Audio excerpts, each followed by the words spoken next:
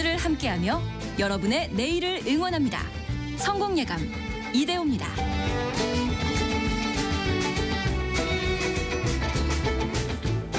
성공예감 이대호입니다. 2부의 문을 열겠습니다. 금세 10시 5분이 됐습니다. 3월 12일 수요일 오전 10시 5분 함께해 주셔서 감사합니다. 오늘의 경제상식 퀴즈 정답은 다들 회한이 좀 있으신 것 같은데 비트코인이었습니다. 비트코인. 안 그래도 변동성이 참 큰 자산인데 미국에서 특히 트럼프 대통령의 발언에 따라서 가격이 또 요동치고 있죠. 최경환님. 오르락 내리락 팔면 더 오르고 사면 더 내리고 그리고 7345님은 비트코인 투자하고 있는데요. 마이너스 30% 찍어서 심적으로 힘들지만 티 안 내고 인내하면서 현생을 잘 살고 있습니다. 이렇게 이야기를 하셨고요. 0501님은 오히려 제 친구의 시어머니가 이걸로 대박이 나셔서 저의 월급보다 더 많은 금액을 용돈으로 받고 있다고 해요. 부러운 건 어쩔 수 없네요.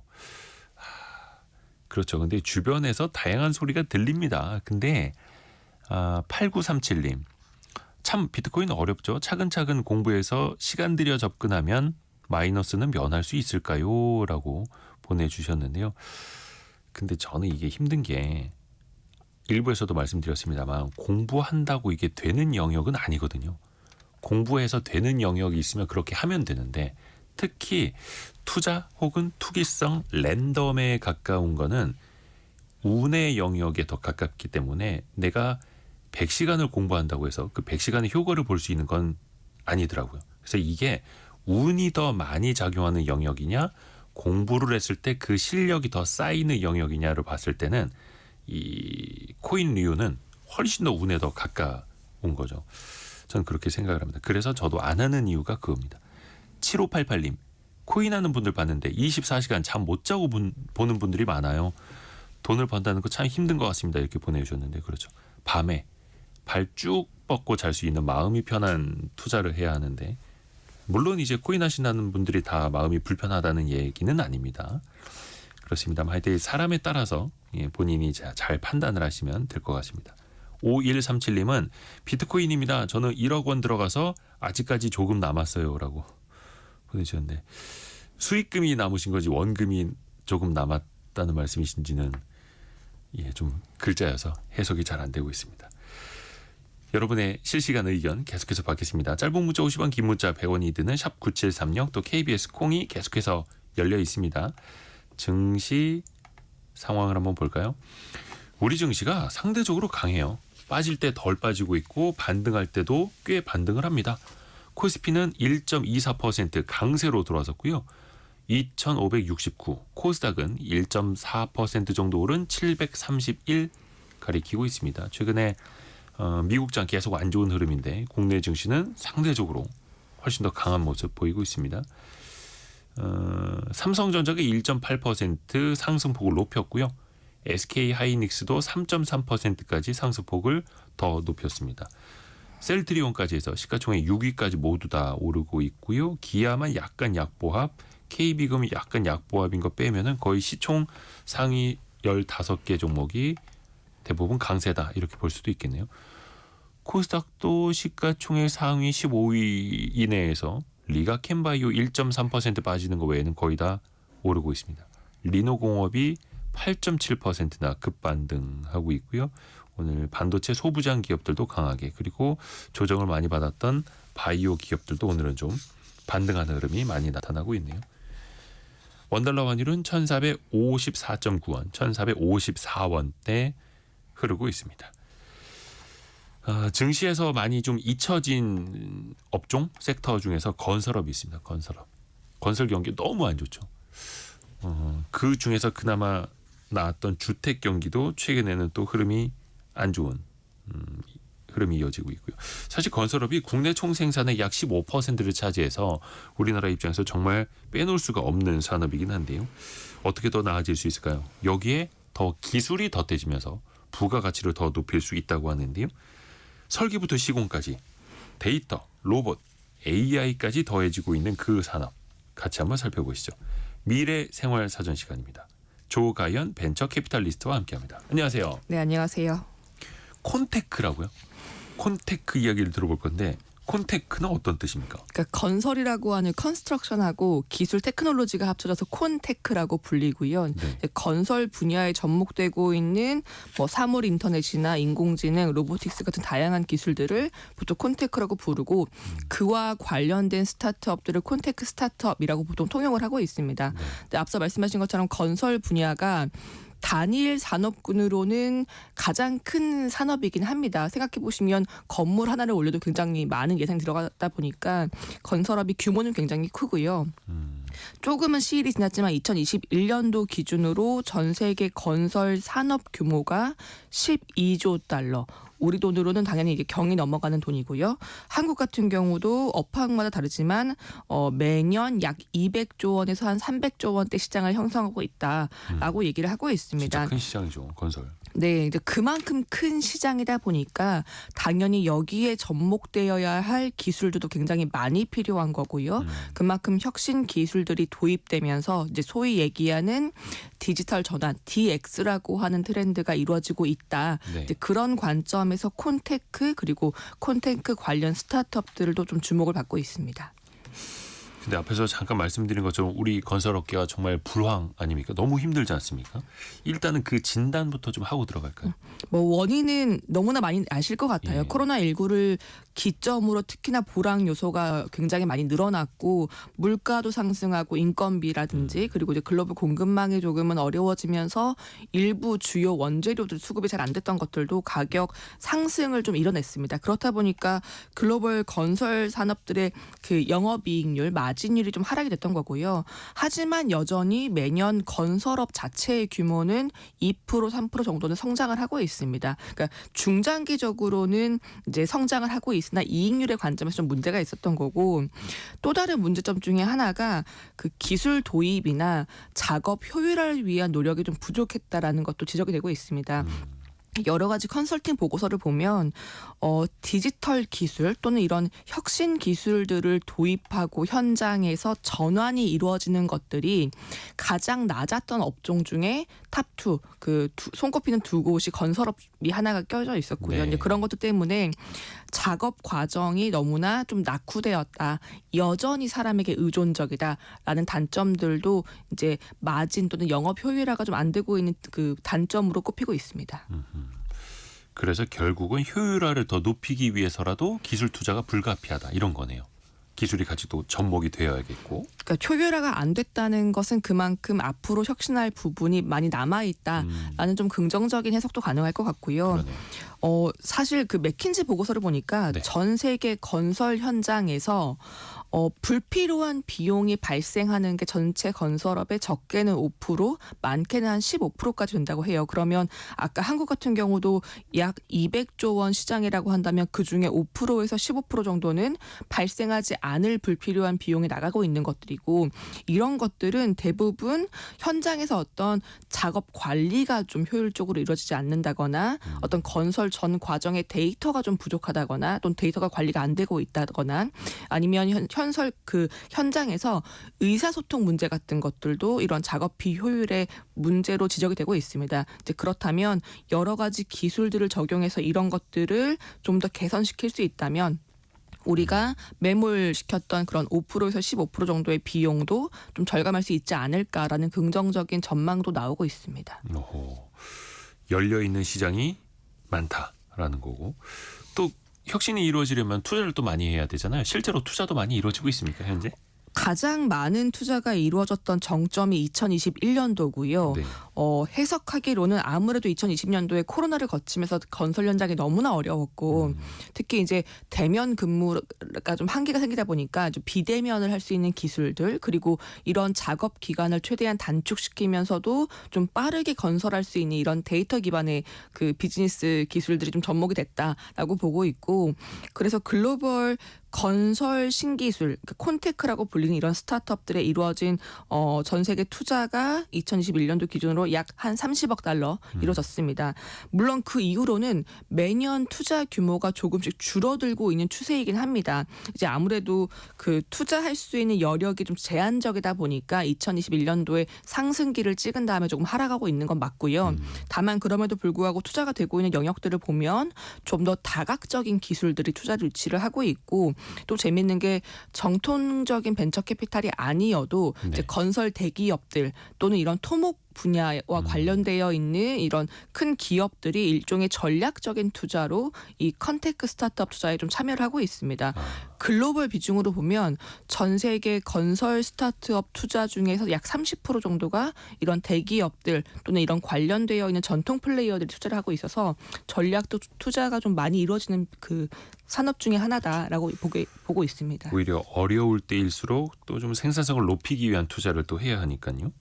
우리가 이제 콘테크 건설 쪽에 쓰이는 이제 테크놀로지를 이제 살펴볼 건데 대표적으로 어떤 기술들이 있습니까? 저희가 그동안 얘기했던 거의 모든 기술들이 다 들어가 있습니다. 여기에는 당연히 AI도 있고요. 네. 빅데이터도 있고요. 사물 인터넷도 있고 뭐 흔히 얘기하는 뭐 로보틱스, 드론 그리고 컴퓨터 비전 기술 정말 내노라 하는 기술들은 다 모든 들어간다. 산업에 다 쓰이고 있습니다. 네. 생각해 보시면 건설이라고 하는 그 작업장을 생각해 보시면 사람들 관리도 필요하고 의사소통도 필요하고 그렇죠. 안전 관리를 위해서 뭐 경보 같은 것도 필요하고요. 그렇다 보니까 정말 많은 기술들이 쓰이고 있는데 네. 그 성장 가능성 또는 혁신을 이뤄낼 가능성이 높다라고 전망하는 순으로는 가장 많이 꼽히는 것들이 이제 사물 인터넷, IoT와 인공지능이 쓰이고 있고요. 또 실제 건설 현장을 온라인 또는 디지털로 그대로 구현하는 디지털 트윈 기술, AR, VR 기술 그리고 그 빌딩의 모든 정보를 온라인으로 관리할 수 있는 BIM이나 이제 스마트 빌딩 관리 이런 것들도 쓰이고 있고요. 그리고 뭐 공정 자동화나 로보틱스 드론 같은 것들도 한 5, 6번째로 꼽히고 있는 신기술 중에 하나입니다. 어허. 그 IoT라고 해서 이제는 정말 많이 쓰는 표현이 됐는데 사물 인터넷 온 띵스 여기저기에 다 인터넷 다 어떻게 보면 연결할 수 있다라는 거잖아요. 이것도 빼놓을 수가 없죠.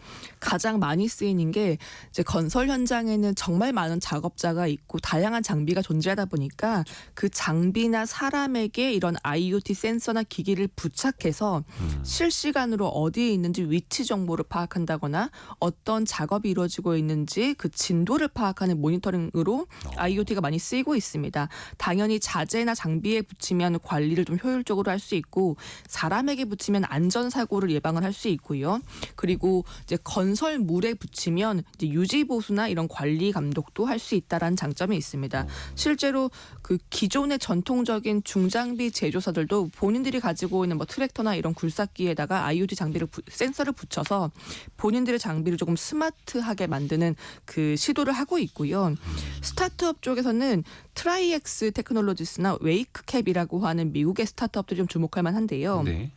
이곳들은 뭘 하냐면 작업자의 옷이나 작업모에다가 붙일 수 있는 웨어러블 그 IoT 센서를 개발을 했습니다. 이제 그렇다 보면 작업자가 어디에서 어떤 장비를 가지고 어떤 작업을 하고 있는지 측정이 가능하고요. 동시에 뭐 날씨가 너무 덥다, 날씨가 너무 춥다라고 한다면 이 작업자의 안전을 위해서 어떤 작업을 좀 중단시킬 수도 있습니다. 그리고 그 업무 동선이 겹치지 않도록 관리를 한다거나 혹시나 작업자가 뭐 넘어지거나 어떤 그 충격이 가해졌을 때 그 신호를 관리 감독자에게 바로 안내를 하고 동시에 작업자 위치를 그 밝혀내는 것들도 할 수 있거든요. 그렇다 보니까 이런 그 IoT 센서가 일종의 안전 관리에도 쓰이고 있다라고 보고 있고요.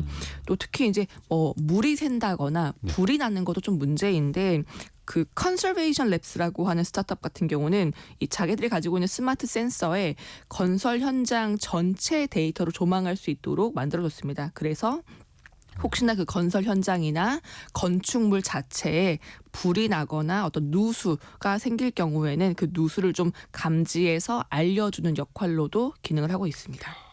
누가 어디에서 무엇을 하는지 센서로 다 알 수 있고 위험이 발생을 했을 때 그걸 또 빠르게 전파하거나 또 감지할 수 있고 좋네요. 근데 이제 공사 현장이 넓고 막 깊고 높다 보니까 하나하나 체크하기가 정말 쉽지가 않을 텐데 그래서 디지털 트윈이라는 게 나오더라고요. 이 디지털 트윈이라고 하는 게 아마 많이 들어보셨을 것 같아요. 지금 저희가 방송하고 있는 이 스튜디오 같은 경우도 이 스튜디오의 그 전체 모습을 뭐 3D 모델링으로 구현을 한다거나 아니면 컴퓨터로 이렇게 볼 수 있도록 그 디지털화 하는 것이 모두 다 디지털 트윈이라고 불리는 기술들이고요. 네. 그 목적은 이 물리적인 공간을 가상 세계 또는 온라인 세계에 그대로 구현을 함으로써 그리고 동시에 이 물리적 환경에서 저희가 뭐 움직이고 말을 하고 있는 것들도 온라인으로 연결을 함으로써 이 모든 데이터를 다 축적을 하자라는 그 목표도 있고요. 동시에 여기에서 이루어지고 있는 어떤 작업의 진도 그리고 발생하고 있는 상황들을 모니터링하고 필요할 경우에는 향후에 우리가 주의할 건 뭐야라고 이제 예측까지 할 수 있다라는 점에서 이런 디지털 그 기술들이 좀 주목받고 있는데 앞서 말씀드린 사물 인터넷이라고 하는 기능이 그래서 반드시 필요합니다. 이걸 이제 구현하고 실시간 정보를 획득하려면 당연히 뭐 통신이 돼야 되니까. 작업자가 입는 뭐 센서나 통신이 필요한 거고요. 동시에 자동으로 분석하려면 인공지능 기술도 필요하고요. 여러 가지 요소 기술들이 좀 접목되고 있습니다. 이제 대표적인 스타트업이 이스라엘의 그 빌다스라고 하는 스타트업인데 여기는 네. 2018년도에 설립을 했고요.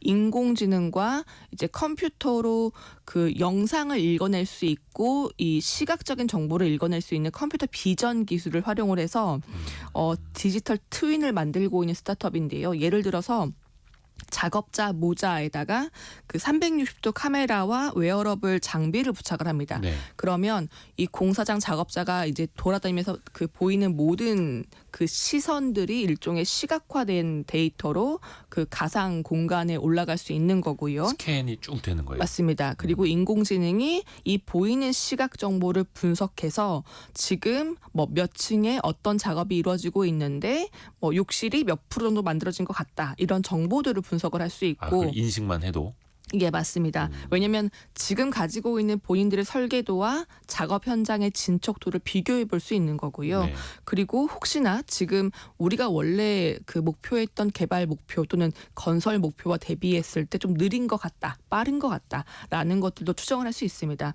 이제 그래서 이런 것들을 가지고서 만약에 우리가 2층에 어떤 그 설비가 들어가야 되는데 그게 누락되어 있다, 설계 오류가 있다라고 한다면 좀 더 빨리 발견해서 수정을 할 수도 있고요. 아하. 또 우리가 콘센트를 여기에 몇 개 만들기로 했는데 작업자 모자에 찍힌 영상으로는 몇 개가 부족하다라고 한다면 이런 것들 좀 보완을 할 수 있습니다. 그 일일이 다 관리자가 돌아다니면서 감리를 하지 않아도 근데 그런 점에서 좀 효율성이 있다 보니까 지금 누적 투자금이 한 1억 2천만 달러, 우리 돈으로 한 1,800억 원 정도 누적 투자를 이뤄져 있고요. 이스라엘에서는 꽤나 콘테크 스타트업으로 이름을 알리고 있는 곳 중에 하나입니다.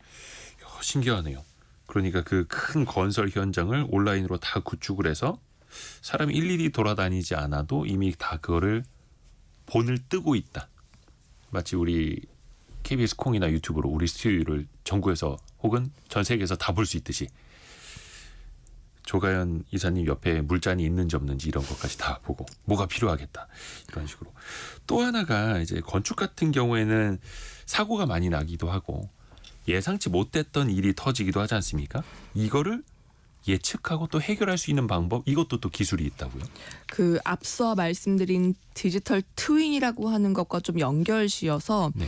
BIM이라고 해서요. 이제 건물 정보 모델링 BIM이라고 하는 분야가 있습니다. 이게 네. 그 건설업에서는 상당 부분 이미 통용되고 있는 단어 중에 하나인데 예를 들어 건물을 설계하고 시공하고 건축이 완료된 뒤에 유지보수 관리하는 그 전 과정을 네. 디지털 공간의 3차원으로 모델링을 하는 것입니다. 그러니까 말 그대로 이제 구현을 하는 거죠. 그래서 네. 현장의 정보를 누적하고 축적해서 관리하고 이게 단순히 건설 그 토목으로만 끝나는 것이 아니라 건설 후까지 계속 이어지는 것, 이 전 과정을 BIM이라고 부르고 있고요. 어떤 기록까지들도 다 맞습니다. 그러니까 데이터까지 포함을 하는 거죠. 이 BIM이 미국이나 영국이나 싱가포르 같은 곳에서는 공공건설, 특히 대규모 공공건설을 할 때에는 반드시 이 BIM을 해야 된다. 즉 데이터 관리와 이런 3D 모델링을 꼭 해야 된다라고 의무화를 하고 있다고 알려져 있습니다. 특히 이걸 하면 제일 좋은 것은 우리가 맨 처음에 계획했던 설계와 실제 시공간에 오류는 없는지, 우리가 작업을 잘못한 건 없는지 이제 이런 것도 좀 미리 볼 수 있고, 비용이나 시간 같은 것들도 이제 계획과 계속 비교를 하면서 좀 더 효율적으로 관리할 수 있고, 이제 건축 사후에도 데이터 관리를 할 수 있다는 점에서 좀 장점이라고 이야기를 하고 있고요. 이 BIM이라고 하는 기술이 잘 구현되려면 당연히 앞서 말씀드린 것처럼 이런 IoT 센서라든지 데이터 축적이라든지, 그리고 나아가서는 인공지능을 활용해서 비대면으로 모니터링하는 것까지 여러 가지 요소 기술이 필요한 분야이긴 합니다. 이게 또 의무화되어 있는 나라들도 있는 거고요. 당연히 그러면 그 산업은 성장할 수 있는 거고요. 콘테크 관련된 기업들이 상장한 데도 있나요? BIM 같은 경우는 사실 1980, 1990년대부터 많이 등장을 한 단어여서 상장사가 꽤 많이 있습니다. 아마 국내에서 관련 업계 분들은 좀 들어보실 수 있을 것 같은데, 뭐 오토데스크나 벤틀리 시스템스, 그리고 트림블 같은 대표 주자들이 전부 다 나스닥에 상장되어 있는 BIM 그 기업들이고요. 당연히 스타트업들도 등장은 하고 있습니다. 미국의 그 플랜 그리드라고 하는 스타트업 같은 경우도 이런 이제 BIM 분야에 좀 진출해 있는데, 특히 여기서 잘 하려고 하는 것들은 우리가 가지고 있는 그 종이 도면을 태블릿 PC에 업로딩하는 이런 기술들에 좀 집중을 하고 있습니다. 네. 예를 들어서 이제 종이 도면을 보다가 작업이 좀 바뀌면 이걸 그때그때 이제 실시간으로 공유하기가 쉽지 않은데, 왜 그 영화에서 나오는 것처럼 큰 테이블에다가 큰 청사진이라고 그러네. 그 도면가 쫙 펼쳐놓고 다시 하나 찾듯이. 맞습니다. 근데 이걸 이제 태블릿 PC에서 돌아갈 수 있는 일종의 그런 커뮤니케이션 플랫폼처럼 만들어서요.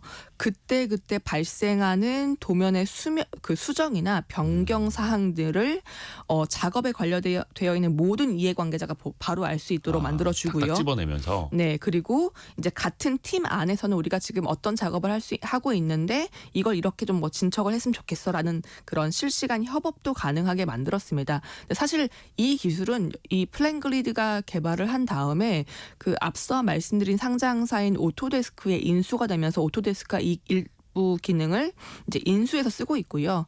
핀란드의 인프라키트라고 하는 스타트업도 좀 유명을 한데요. 여기도 뭐 건설 회사나 엔지니어나 이제 프로젝트를 맡긴 그 건축 소유자 모두가 참여해서 이런 클라우드 기반으로 건설 프로젝트의 정보를 실시간으로 공유하고 작업을 의사소통할 수 있는 것들을 좀 만들고 있습니다.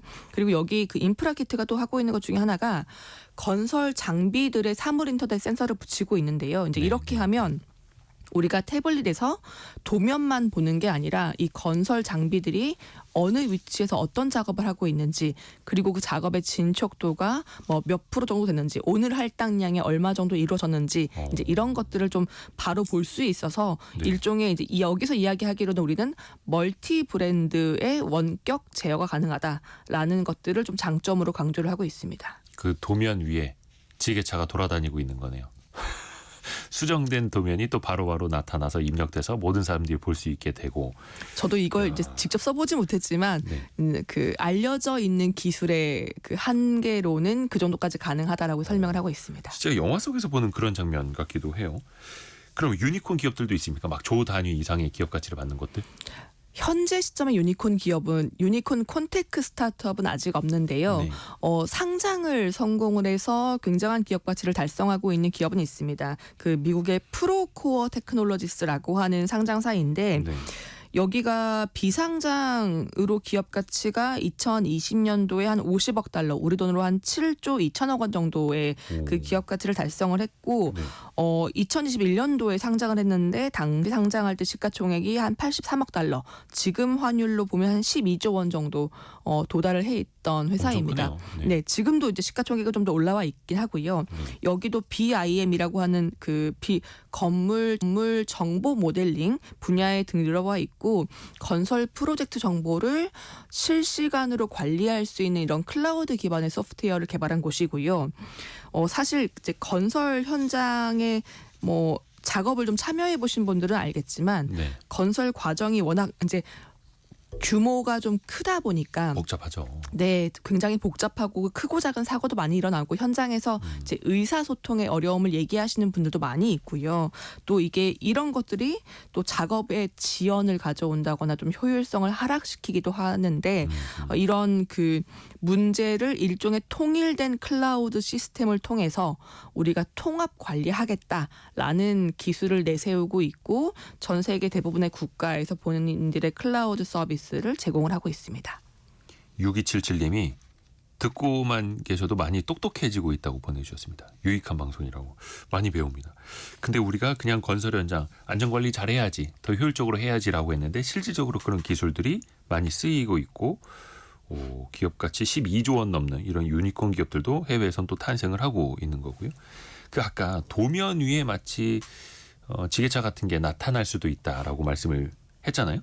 그러면은 공사 현장에서 쓰는 그 중장비도 자동화 원격으로 마치 드론 움직이듯이 굴삭기를 이렇게 자동으로 움직이는 것들 그것도 가능할까요? 그 이제 건설 정보를 온라인으로 올려놓는 그 BIM 기업들이 그 자동 제어, 자동 조절 분야에도 진출하고 있습니다. 생각해 보시면 현장의 그 실시간 데이터나 현장의 도면을 이미 온라인으로 가지고 있으니 우리가 IoT라든지 로보틱스를 붙여서 실시간 장비 제어까지 할 수 있다라는 전략인 거고요. 실제로 그 미국의 트림블 같은 상장사 같은 경우는 본인들이 소위 부르는 머신 컨트롤 기술이라고 하는 걸 개발을 해서 적용을 하고 있습니다. 예를 들어 뭐 굴삭기라든지 뭐 건설형 그 감지 드론 같은 것들 또는 그 땅을 이렇게 다지는 이런 과정들 장비에게 여러 가지 기기 제어 그 솔루션이나 소프트웨어를 적용을 하고요. 또 일종의 그 관절 부위에는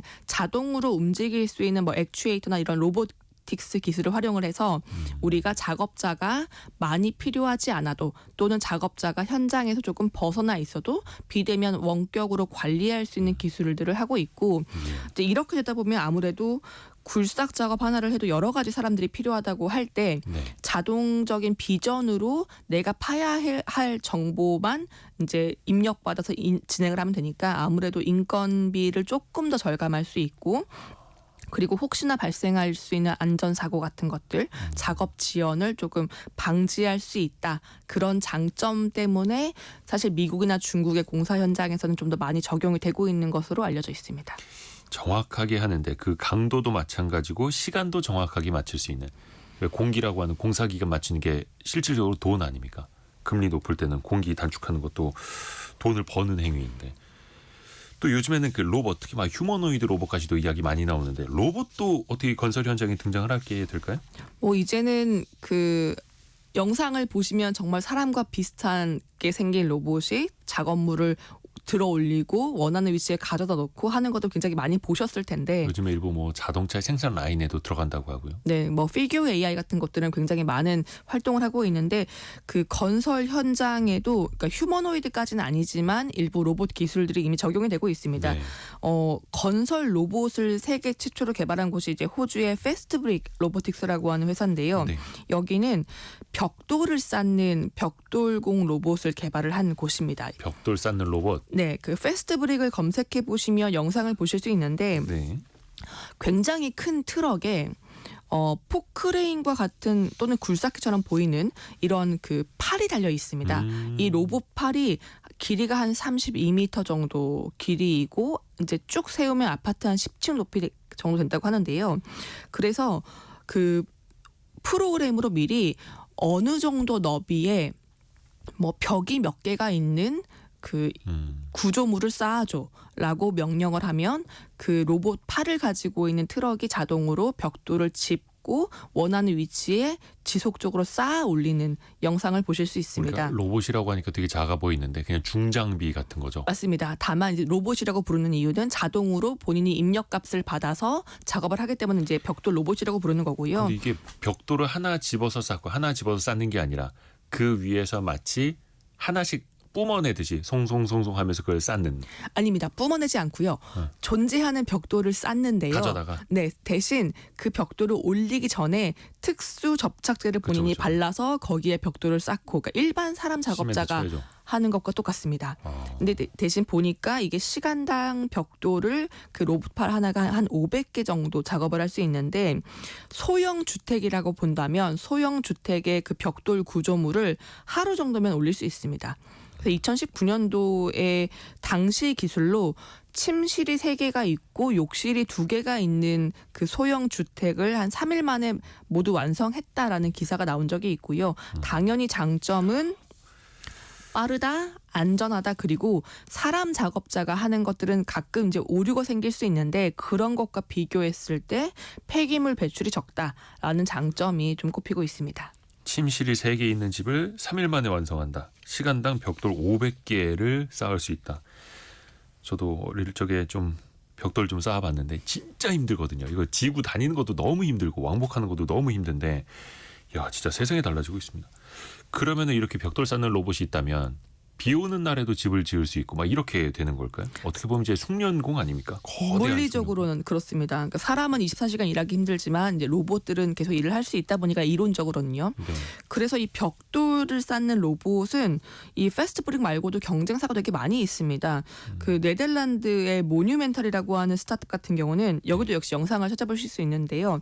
왜 저희가 그 배달 로봇 많이 보시잖아요. 네네. 그 식당을 가면은 음식을 싣고 돌아다니는 이런 그 서빙 그렇죠. 로봇도 있는데 그것과 비슷한 크기의 굉장히 작은 이동형 로봇이고요. 그 이동형 로봇이 센서와 컴퓨터 비전과 아주 작은 소형 크레인을 가지고 있어서 굉장히 좁은 공간 또는 구석에도 섬세하게 벽돌을 쌓을 수 있는 소형화된 무인 그 벽돌 로봇을 개발을 하고 있고요. 여기도 작년 초에 한 2,500만 달러 투자를 받으면서 좀 성장을 하고 있고 중국의 뭐 메이팅, 일본의 타카세 같은 로봇 회사들도 로봇 팔과 3D 센서, 인공지능을 활용해서 벽돌 로봇들을 다양하게 개발을 하고 있습니다. 그러면서 벽돌 집 쌓는 집 짓는 시간도 굉장히 또 단축될 수 있는 거고요. 5009님이 조가연 이사님 목소리 너무 멋지고 듣기가 좋네요 보내주셨고요. 7692님은 코딩을 하고 있는 회사라서 오늘 라디오 선택을 잘한 것 같아요. 로봇 그러니까 귀가 번쩍 뜨입니다. 이렇게 보내주셨네요. 요즘에는 그 자율주행 이야기 많이 하는데 자동차도 이제 자율주행하는 시대이고 건설 장비도 당연히 그렇게 움직이겠죠. 빌트 로보틱스라고 하는 미국의 콘테크 스타트업이 있는데 네. 여기도 자율 주행 또는 자율 제어가 되는 소프트웨어를 개발을 하고 있습니다. 공사장 안에서. 네, 그러니까 예를 들어 굴착기에 GPS 시스템을 붙이고요, 360도를 볼 수 있는 카메라를 붙이고 또 근접 그 위험 장비를 감지할 수 있는 레이더를 붙이고 인공지능 기술을 도입을 해서 자율 주행을 하면서 작업을 할 수 있는 일종의 굴착기 로봇을 만들고 있고요. 이게 단순히 로봇 그 자체를 처음부터 개발을 하는 게 아니라 이미 존재하는 굴착기에 본인들의 센서랑 레이더를 붙이면 건설 로봇, 자율 로봇으로 그 변환될 수 있는 시스템도 개발을 해서 판매를 하고 있습니다. 핸들과 손잡이를 사람이 움직이듯이 컴퓨터가 알아서 조절해주는. 사실 자율 주행하면은 도로를 달리는 것들은 이제 뭐 사람도 좀 많이 있고 도로 환경이 계속 바뀔 수 있는데 네. 자율 그 주행이 자율 건설 장비에 붙으면 공사장은 아무래도 좀 그 공간이 제한적이고 그렇죠. 네, 사람도 뭐 IoT 장비를 붙이면 위치를 실시간으로 알 수 있다 보니까 좀 더 환경을 통제할 수 있다는 점에서 자율 주행보다는 자율 건설이 좀 더 나을 수 있다, 좀 도입이 빠를 수 있다라는 얘기도 하고 있거든요. 네. 이제 그렇다 보니까 이 빌트 로보틱스 같은 경우도 2022년도에 한 시리즈 C를 유치를 하면서 우리 돈으로 한 780억 원 정도를 유치를 했고 본인들이 가지고 있는 그 AI 가이드 시스템이라고 불리는 이 기술을 기존의 전통적인 장비 회사들에게도 좀 적용을 하면서 판매처를 넓혀가고 있는 상황입니다. 그러니까 그냥 자율주행 가능한 굴삭기 이런 거 만들긴 비싸니까 기존에 있는 굴삭기에다가 저희가 자율주행 시스템을 붙여드립니다. 싸게 한번 써보세요. 이거 얼마나 될까요? 장비 가격은 그래도 비쌀 것 같은데요. 비쌀 것 같습니다. 저도 네. 가격은 아직 찾아보지 못했는데요. 굴착기만 되는 게 아니라 뭐 원래 있던 뭐 불도저나 일부 포크레인 같은 것들에도 붙여서 그러니까 물론 사람 작업자가 필요합니다. 안전을 대신 위해서. 네, 예. 사람 작업자가 하는 것들과 대비했을 때 좀 더 실수를 줄이고 그리고 사람이 뭐 한 5명 필요할 걸 3명으로 줄이고 이런 정도의 효율을 이뤄내고 있는 것으로는 보도가 되고 있습니다. 여기도 당연히 AI, 인공지능 기술이 들어갈 테고요. 예, 맞습니다. 빠질 수가 없는 거죠. AI 기술이. 인공지능 디자이너도 있습니까? 이제 설계도 그럼 AI가 하는 거예요? 생각해보면 저희가 그 생성형 AI를 가지고서 영상도 만들어내고 그림도 만들어내고 음성도 만들어내잖아요. 못하는 게 없는데. 네. 그렇다면 당연히 3D 건축 도면도 만들 수 있다라는 접근이고요. 예를 들어서 방 3개, 욕실 2개 있는 집을 짓고 싶은데 도면을 그려줘. 그럼 딱 설계해 주는 거예요. 네, 미국의 그 테스트필이라고 하는 콘테크 스타트업이 말 그대로 이 생성형 AI를 활용해서 생성형 설계, 생성형 디자인 기술을 개발을 하고 있습니다. 사람 설계자가 가지고 있는 도면의 지식, 건축물의 지식을 좀 학습을 시켰고요. 네. 이 인공지능 알고리즘을 결합을 해서 예를 들어 뭐 사람이 살 수 있는 주택이나 대규모 호텔이나 공공설비, 주차장 이런 것들까지 건축 디자인을 몇 초 안에 생성해내는 기술들을 가지고 있습니다. 몇 초 안에. 예, 뭐 상상을 해보면 제가 부동산 소유주이고 네. 부동산 개발을 할 회사를 불러들이고 건축가를 불러들여서 이러이러한 느낌의 이 정도 규모의 어떤 건축물을 만들어 보자라고 얘기를 한다면 좀 시간이 걸릴 수 있는데 이런 것들을 이 테스트핏이 가지고 있는 그 건축 생성형 설계 그 기술에 적용을 하면 굉장히 좀 빠르게 출력해낼 수 있다는 장점이 있고요. 동시에 이걸 지어서 내가 어떤 임대 사업 또는 이런 걸 가지고 비즈니스 호텔을 할 때 수익성이 얼마나 될까 또 인공지능으로 검증을 할 수 있습니다. 예를 들어 내가 주택 뭐 한 10층짜리 빌라를 짓는데 여기에 평형을 어떻게 넣으면 수익성이 좋을지 또는 주차장 규모는 어떻게 하면 좋을지 이 대지의 조건이 바뀌었을 때 설계는 어떻게 바뀌어야 되는지 이런 것들을 인공지능 알고리즘이 처리를 해주는 거고요. 예. 그걸 기반으로 필요한 예산과 작업 시간 그리고 완성해서 우리가 실제로 이걸 임대 사업을 할 때 예상되는 수익까지 이 기술을 통해서 전체 서비스를 제공을 하고 있습니다. 설계비도 되게 많이 든다고 하는데 건축가 분들도 참 안심할 수 없는 직업이 되겠네요. 앞으로. 또 하나가 예전에 저도 그 영상으로 봤는데 3D 프린터로 뭐 이렇게 물건 만들어내듯이 3D 프린팅 하듯이 집을 쌓을 수도 있더라고요. 그 콘크리트나 일종의 그 주택 건축용 소재들을 출력해내는 3D 프린팅이 이제 집이나 건물에도 이용이 되고 있고요. 당연히 장점은 빠르다. 그리고 사람 작업자가 하는 것들과 대비했을 때 좀 인력 절감이 가능하다. 그리고 재료비를 좀 아낄 수 있다는 장점들이 좀 꼽히고 있습니다. 네.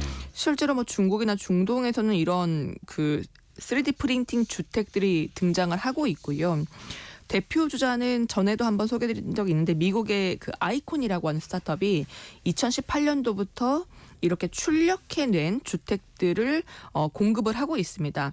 예를 들어 한 32제곱미터 크기 주택을 뽑아내는데 한 이틀 정도가 소요가 되는데 이게 2018년도의 기술이기 때문에 지금은 좀 더 고도화됐을 수 있고요. 실제로 텍사스에서는 본인들이 한 100채 정도를 지어서 3D 프린팅 주택 단지를 건설한 적이 있는데 한 3-4개 정도 침실을 보유한 주택 하나를 건설하는데 3주 정도 걸렸고 이걸 지금 한 6억 정도, 8억 정도 우리 돈으로 6억, 8억 정도의 그 주택 단지를 이미 판매를 하고 있는 상황입니다. 분양을. 근데 이정옥 님이 질문도 주셨는데 이렇게 빠른 만큼 견고하고 안전할지 모르겠다. 그렇지 않습니까? 로봇이 이제 뚝딱뚝딱 짓는 것까지는 좋은데 안전해야 되지 않습니까? 물론 사람 작업자가 배제되는 것은 아니기 때문에 예. 중간중간에 관리 감독을 당연히 하고 있다라고 알리고 있긴 하고요. 근데 다만 3D 프린팅 주택이나 건물 같은 경우는 아직까지는 견고하다라고 얘기를 하고 있지만 뭐 중장기 안전성 이런 것들은 좀 시간이 흐르면서 한 번 더 재점검이 필요할 것 같긴 합니다. 이걸로 달나라에도 뭘 건축할 수 있습니까? 그 프로젝트가 실제로 시행이 되고 있어요? 그 앞서 말씀드린 미국의 아이콘이라고 하는 스타트업이 나사와 함께 협업을 하고 있는데요. 네. 달 탐사 프로그램 그 아르테미스에 같이 네. 참여를 합니다. 그래서 달 표면에 착륙할 수 있는 착륙장, 그리고 사고가 발생하면 대피할 수 있는 대피소, 그리고 우주 비행사들이 거주할 수 있는 거주지 같은 것들을 좀 건설을 하고 있고요. 실제로 본인들이 가지고 있는 이 3D 프린팅 기계를 달로 가져가서 달에서 실시간으로 프린팅을 뽑아내는 방법을 시도하고 있고, 중장기적으로는 나사와 화성까지 한번 해보자라는 계획을 밝힌 적은 있습니다. 이건 뭐 미국뿐만이 아니라 중국 같은 경우도 비슷한 아이디어를 계속 그 제시를 하고 있고요. 중국의 대표적인 3D 프린팅 제조회사가 그 윈선이라고 하는 곳인데, 네. 여기 같은 경우는 2020년도에 그 코로나19로 고생하고 있는 의료진들에게 휴식 공간이 필요하다라고 해서 이 3D 프린팅으로 그 출력한 이동식 집을 일종의 대피소 휴식 공간으로 제공한 적도 있습니다. 근데 그거를 이제는 머지않아 달에도 건축할 수 있는 시대가 된다. 달에 그 장비 가져가서. 뭐 훗날의 이야기이긴 하겠습니다만 정말 신기합니다. 근데 걱정이 그 건설업이 정말 그 뭐라 해야 됩니까? 고용을 많이 유발하는 대표적인 산업 아닙니까? 근데 이렇게 되면 일자리가 더 많이 줄어들 것 같고요. 기존 인력들은 과연 설 자리가 있을까요? 이게 건설뿐만 아니라 사실 거의 모든 산업에서 인공지능과 여러 가지 기술들이 도입되면서 그 지적이 항상 나오고 있는데요. 뭐 인력이 일부 줄어드는 것은 불가피할 것 같습니다. 다만 기존 인력을 완벽하게 사람이 없이 하겠다라기보다는 네. 현재는 좀 더 안전하게, 좀 더 효율적으로, 좀 더 그리고 빠르게 계획에 맞는 작업을 하기 위한 일종의 보조제로 지금은 좀 더 활용되고 있다라고 볼 수 있고요. 예. 이제 다만 중장기적으로 노동 가능 인구는 계속 줄어들고 있고, 또 지역마다 그 인력 수급이 좀 불안정한 곳들이 있다 보니까 그런 지역에서는 좀 효자 노릇을 하지 않을까라는 전망도 있습니다. 그러게요. 그 건설 현장에서 좀 안 좋은 소식 들려올 때 보면은 그 숙련되지 않은 사람들이 너무 급하게 일을 하다가 사고가 났다 이런 소식도 들려오는데, 물론 이제 숙련공들도 많아졌으면 좋겠습니다만 숙련 로봇, 숙련 AI가 나오는 그런 시대라는 거 오늘도 많이 배웠습니다. 조가연 벤처 캐피탈리스트였습니다. 고맙습니다. 네, 감사합니다. 라디오 정보센터 다녀옵니다. 더불어민주당 이재명 대표가 오늘 밤 채널A 유튜브 채널에 출연해 대한민국 위기 극복 방안을 주제로 보수 농객 정규재 씨와 대담을 진행합니다. 지난달 대전의 초등학교에서 고 김하늘 양을 흉기로 찔러 숨지게 한 가해교사 48살 여성 명재환의 신상이 공개됐습니다. 신상 정보는 다음 달 11일까지 대전경찰청 홈페이지에 공개됩니다. 미국 축산업계가 30개월 이상 된 미국산 소고기의 수입을 금지하고 있는 한국의 검역 규정을 불공정 무역 관행으로 지목하고 트럼프 행정부의 대응을 요청했습니다. 한국은 수년째 미국산 소고기의 최대 수입국입니다. 로드리고 두테르테 전 필리핀 대통령이 반인도적 살상범죄 혐의로 필리핀 마닐라에서 체포돼 국제형사재판소 ICC로 압송됐습니다. 지금까지 라디오 정보센터 뉴스 정한나였습니다. 성공예감 애프터 서비스 코너로 갑니다. 유혜진 리포터 안녕하세요. 네, 안녕하세요. 우리 청취자분들의 질문 들어볼까요? 네, 3325님. 형제 자매가 3명이 있고 그중 1명이 결혼을 하지 않아 배우자나 자녀 없이 사망한 경우 상속 재산 분배는 어떻게 되나요? 하고 문자 주셨습니다. 세무그룹 온세 양경섭 세무사의 설명 들어보시죠. 네. 부모님이 만약에 있다면 부모님이 상속인이 되는 거고요. 없는 상태라면 그 다음 상속순위가 이제 형제자매거든요. 형제자매들이 나눠 갖는다. 형제자매 중에 또 한 분이 돌아가셨다고 하면 그 형제자매의 상속인이 있잖아요. 그 상속인들이 가져간다고 생각하시면 됩니다. 8417님이 정답 상속세 이렇게 올려주셨는데요. 그 지난주 저희가 경제상식 퀴즈로 올려드렸던 건데 네. 아마 예전 방송 다시 듣기 하시면서 지금 정답 올려주신 것 같습니다. 3월 12일 수요일 오전 10시 48분으로 오시면 저희를 만나실 수 있습니다. 다음 질문은요? 네, 이창영님. 주유수당은 언제부터 생겼나요? 주유수당이 생기고 나서 비정규직이 늘어났나요? 하셨습니다. 이게 사실 주유수당에 대한 이제 오해일 수도 있는데요. 어느 날 갑자기 이제 생겨난 게 아니라 53년도에 1953년 5월 10일 근로기준법이 시행될 때부터 있었다고 네. 합니다. 이미 그러니까 근로자의 유급휴일인 그 주휴일이 법상에 명시돼 있었는데 사실 네. 그게 우리가 통상임금으로 다 들어있기 때문에 네. 드러나지 않았던 건데 과거에는 많이 없었던 시간제 근로자 일주일, 2주, 3주 이렇게 일하시는 분들이 우리도 주휴수당 받을 수 있습니다. 받아야 합니다. 이렇게 되면서 수면 위로 드러났다라는 네. 거죠. 또 최근에 이런 시급제 근로자분들이 또 노동부 진정도 많이 넣어서 더 네. 수면 위로 많이 올라오고 있다고 합니다. 또 당연히 드려야 하는 거고요. 그렇죠. 다음 질문은요. 네, 고재성님, 프리랜서는 실업급여 기준이 어떻게 되나요? 하셨는데요. 1350 고용노동부 콜센터에 문의를 해봤습니다. 프리랜서 실업급여는 특수 형태 근로종사자와 플랫폼 노동자를 포함한 프리랜서들의 소득 안정을 위해 도입된 제도인데요. 신청 자격 조건은 일단은 고용보험에 가입이 돼 있어야 하고요. 피보험 단위 기간, 말이 좀 어려운데 고용보험에 가입된 기간이 이직일 이전 24개월 동안 12개월 이상이어야 합니다. 또 계약 만료, 일감 감소 등 본인의 의사와 관계없이 비자발적으로 일을 그만둔 경우에만 받을 수 있습니다. 그러니까 프리랜서도 어떻게 보면 이제 고용보험에 가입할 네. 수 있다. 그걸 통해서 실업급여도 받을 수 있다라는 거. 네. 다음 질문은요. 네, 백동현님, 토지거래 허가구역이 뭔데 집값이 안정화된다고 하나요? 하셨습니다. 이 토지거래 허가 제도가 있죠.